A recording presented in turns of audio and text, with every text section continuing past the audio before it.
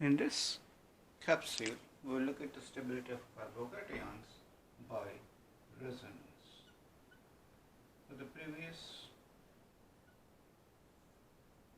video in this series, watch the classification of carbocations video, primary, secondary, tertiary carbocations, and then unique cases like allyl and benzyl carbocations.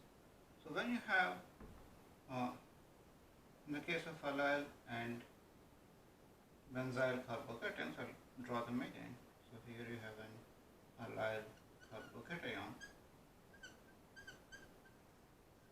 and a benzyl carbocation. So just that compound there is benzene, and you have another carbon and a positive charge on that carbon. This is the benzyl carbocation. As we have seen in the last video, we can draw resonance structures. We move this double bond this way to draw a resonance structure which makes that particular allyl carbocation more stable than a typical primary carbocation. So just pointing out that the carbocation carbon here, that is a primary carbocation. What's the primary carbon?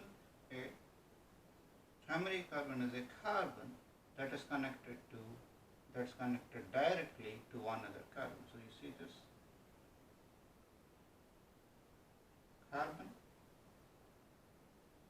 with the cation is directly connected to one other carbon, so it's a primary carbocation.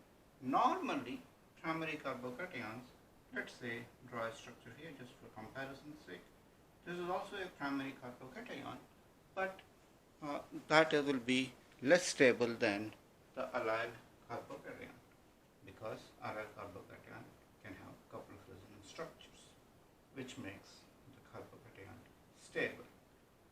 So then let's check the case with benzyl carbocation. We can draw a few more resonance structures for benzyl carbocation.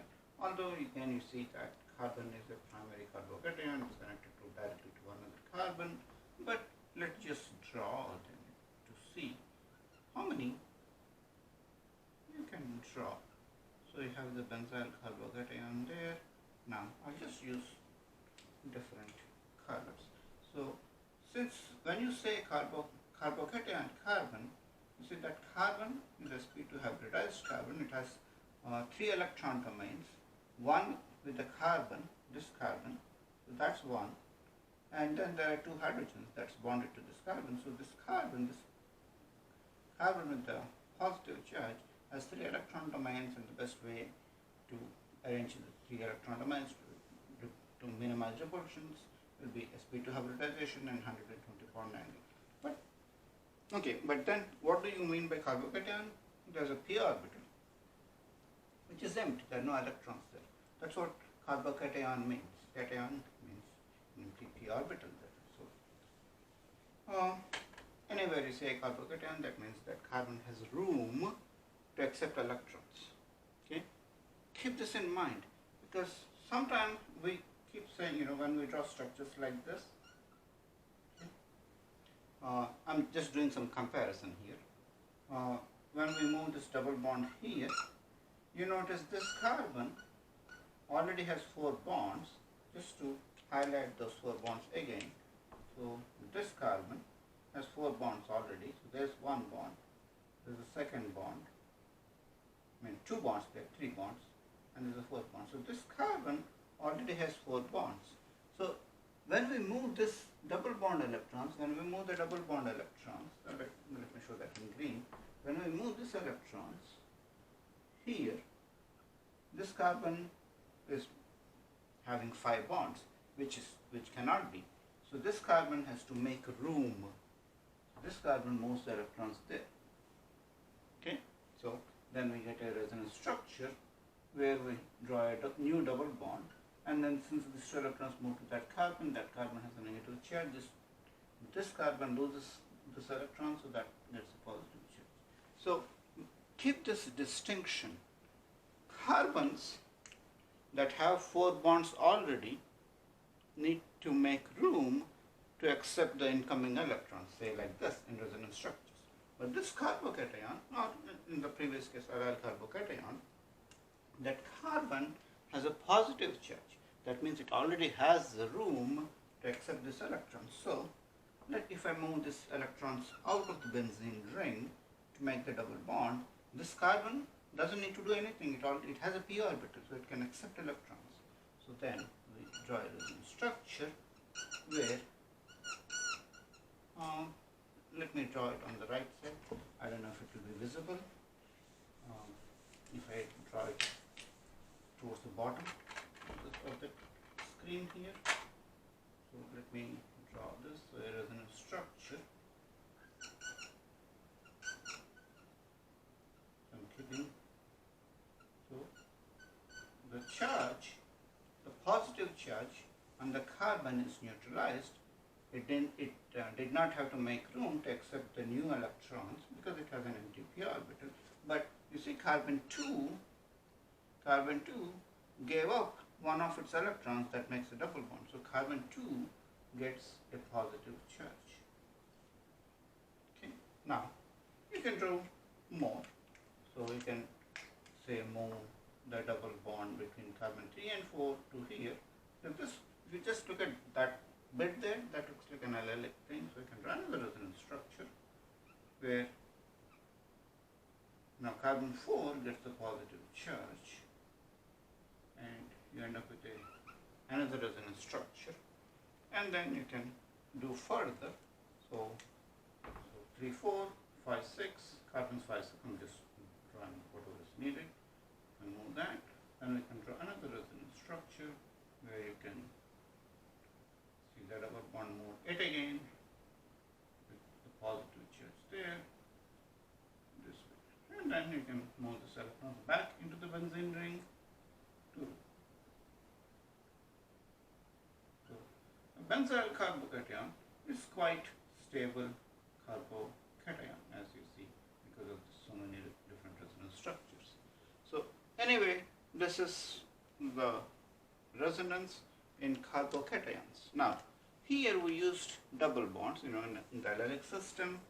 Allylic system is like this. Let's say allylic system, and in the benzylic system, allylic system has only one resonance structure, benzylic system has many. But in these cases, what we have seen is the positive charge, the carbocation is stabilized by movement of the double bonds. Now let's just consider another situation where the positive charge on a carbon stabilized, but not necessarily involving the double bond. So let's say we have a structure. I'll draw a random structure here. Let's just draw a structure like this. Don't bother about how that structure formed right now.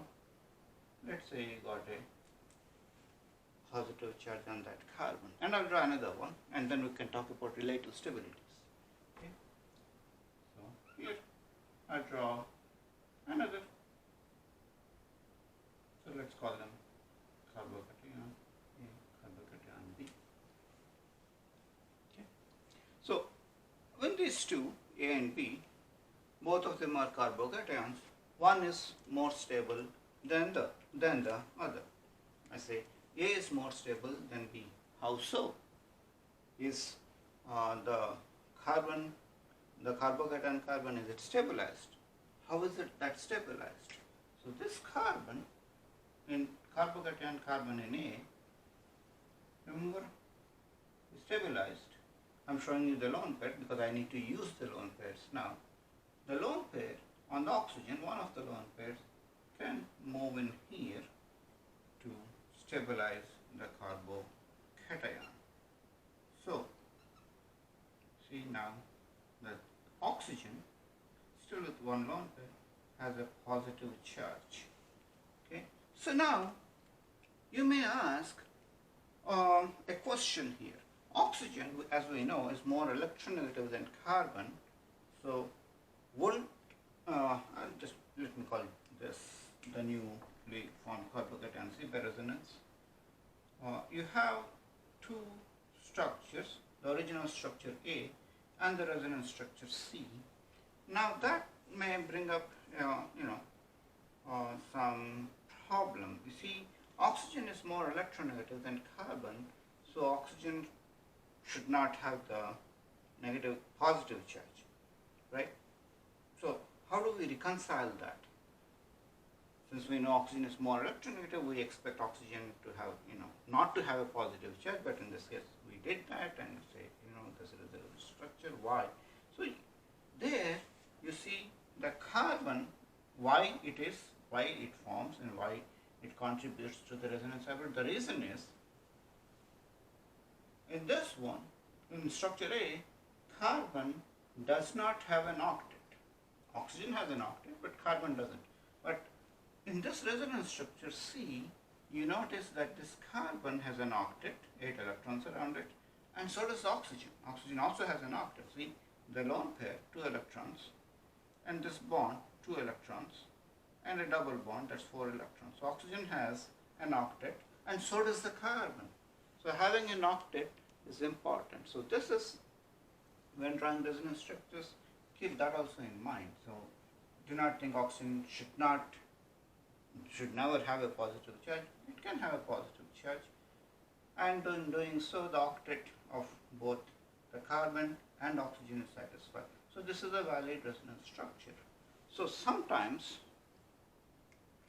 lone pairs can be used to make the original carbocation more stable. So now, with that said, let's come back to A and B again. Which one is more stable? Of course, A is more stable because the oxygen next to the carbocation is able to confer some stability by sharing its lone pair, one of its lone pair, and reducing the positive charge, delocalizing the positive charge. So A has resonance structure. What about B? B, there cannot be any resonance structure because there's no direct bond between oxygen and the carbocation carbon. For that reason, B, the carbocation in B cannot be stabilized by resonance. For that reason, A is more stable than B. So this is another way. So in resonance, we can use double bonds if they are there, and we can also use lone pairs from neighboring atoms such as nitrogen, oxygen, if necessary, to confer resonance. So this is one of the three factors that confer stability of carbocations. The other two are positive inductive effect and hyperconjugation. We'll make separate